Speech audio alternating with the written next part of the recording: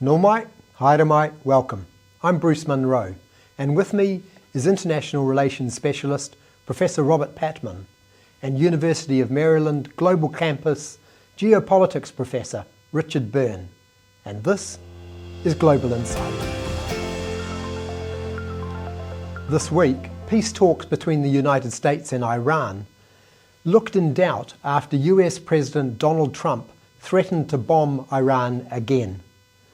Talks are continuing, but it was another example of how far the world has moved from the former international rules-based order. How did we get here, and what does it mean for New Zealand? Welcome, Robert. Welcome, Richard. Morning, Bruce. Richard, to you first.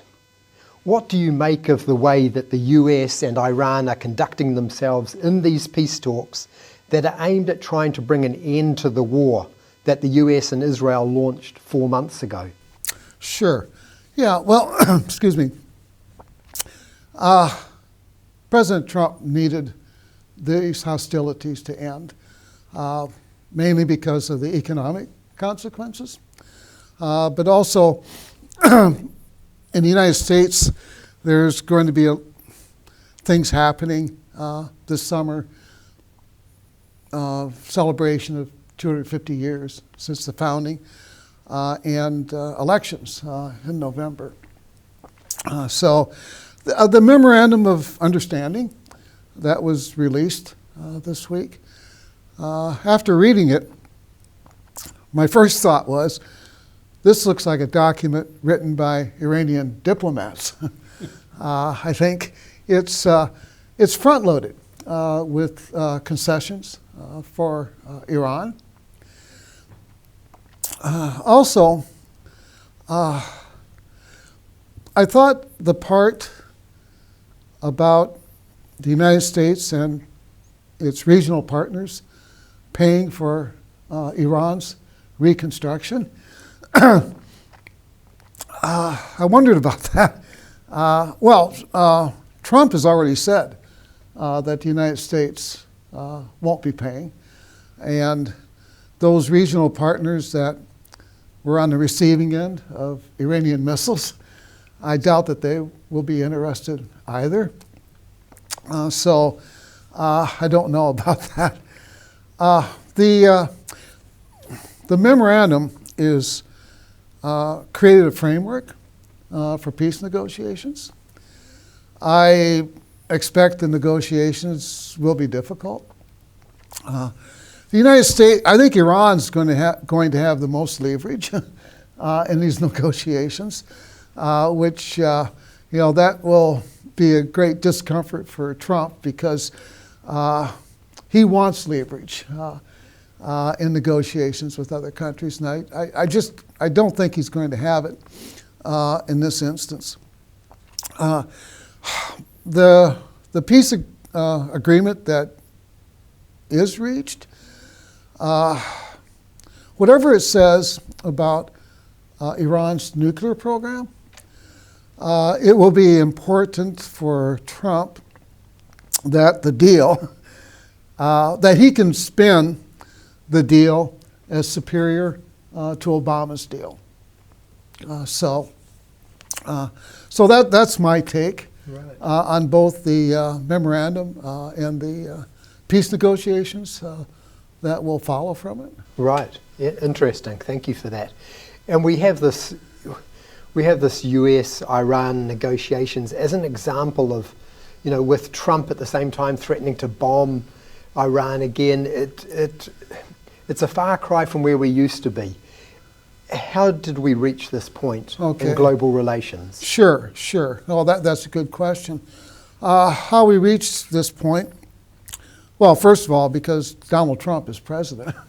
In regard to the bombing of Iran, apparently Trump and Benjamin Netanyahu, that they expected that massive bombardment at the start would achieve a quick either surrender or regime change.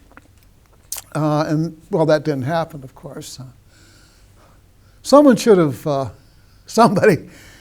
should have warned Trump that reliance on bombardment alone rarely, if ever, achieves political objectives.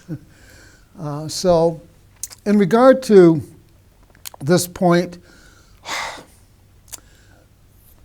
of disorder in the world, I think it's because the great powers haven't provided the necessary support for it. The American-Israeli bombing of Iran, Russia's aggression against Ukraine, those are violent violations of international law.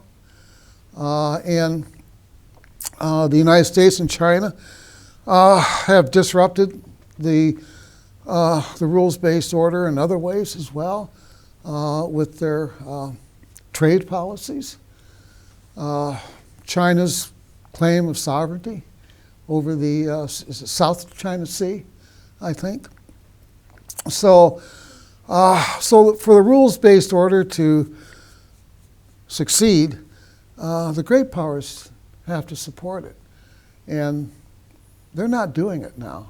So that's my take on it. Right, thank you for that.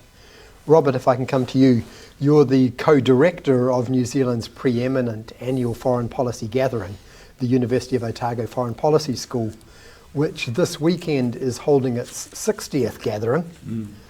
The theme is the Faltering International Rules-Based Order and New Zealand. And you and Richard are among a score of national and international specialists who are taking part. But can I ask, is it just an almighty talk fest, or are there some real life impacts from this gathering? I don't think it's a talk fest, and the reason I say that is we have to know something about its history. The Foreign Policy School is not an academic conference. It's not academics speaking to each other and exchanging ideas, which is great, and we shouldn't underestimate the importance of ideas in the world. Even politicians are not above using good ideas provided by academics when it suits them. But what is different about the Foreign Policy School, hence its very quaint term, was that it was established in 1966 by a remarkable individual called Arnold Entwistle. And Entwistle's vision was that he anticipated, quite rightly, that New Zealand would sooner or later have a relationship with Britain that would be less intimate, because he anticipated, quite rightly, that Britain was in the process of linking up with the Europe, or the EU, or the EEC as it was then called. And so his vision was to create a forum in which policymakers, academics, interested members of the public came together and discussed ideas, international ideas that were relevant to the New Zealand public.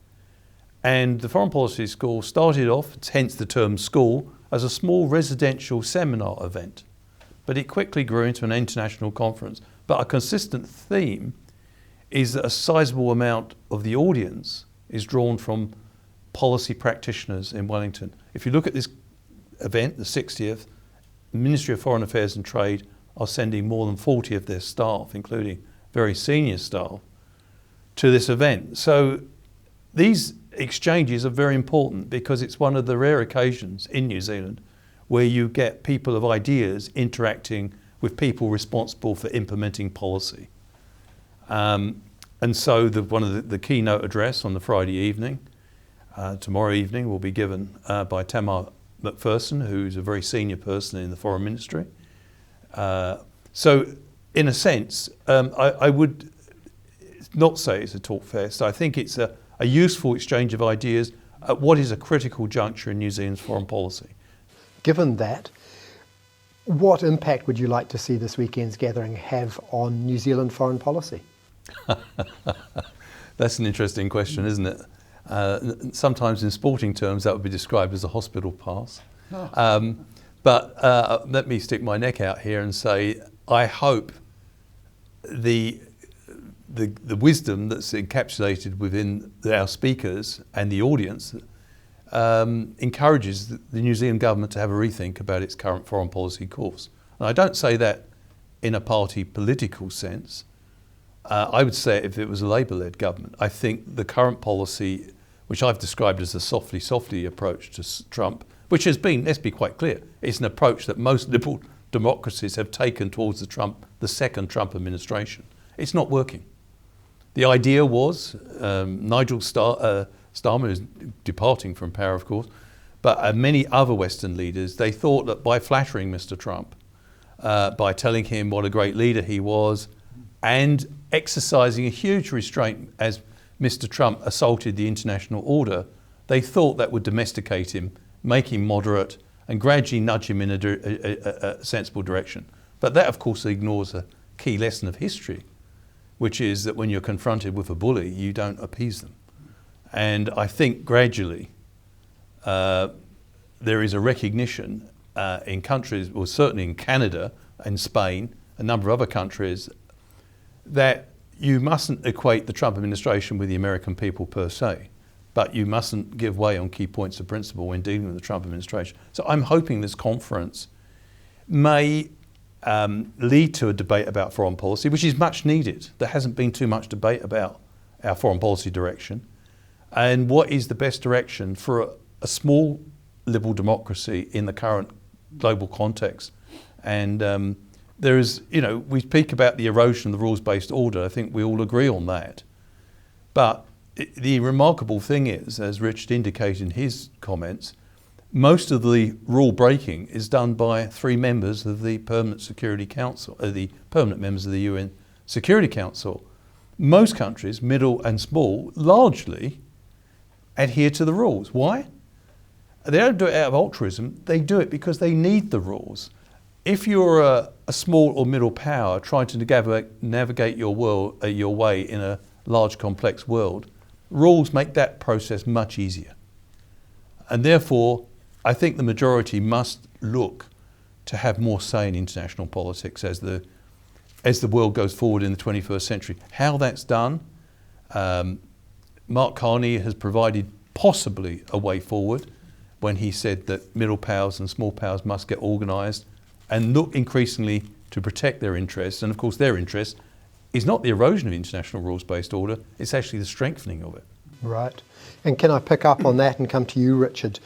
As somebody from outside New Zealand, can I ask you, what role can New Zealand hope to play in shaping this new disordered global system? Yeah. I should defer to Robert on that question. I'll take a swing. Thank you. That'd be appreciated. Sure. Yeah, well, New Zealand doesn't have much economic or military power. But certainly New Zealand can be influential in world affairs in association with other countries. And as Robert pointed out, Prime Minister Carney, in his speech at Davos earlier this year, articulated, I think, an interesting strategy for countries like New Zealand, forming strategic partnerships for trade, for example, that do not include the United States, as they're, reducing their dependency on the United States and China as well. The United States and China don't want to be left out, I think, of markets. So if countries follow Carney's lead, and also Chancellor Mersch, his speech at Munich earlier this year, if countries follow their lead, that may well pressure the United States and China to be more faithful to rules-based trade and order. Also too, I think New Zealand and other countries can increase their influence if when great powers like the United States violates international law, that they object loudly. Yeah. Those are ways, I think, that New Zealand, Australia, other countries like that, can increase their influence in world affairs. Thank you very much, Richard. And thank you. Thank you. And thank you for watching. Catch us next time on Global Insight. Ka kite anō.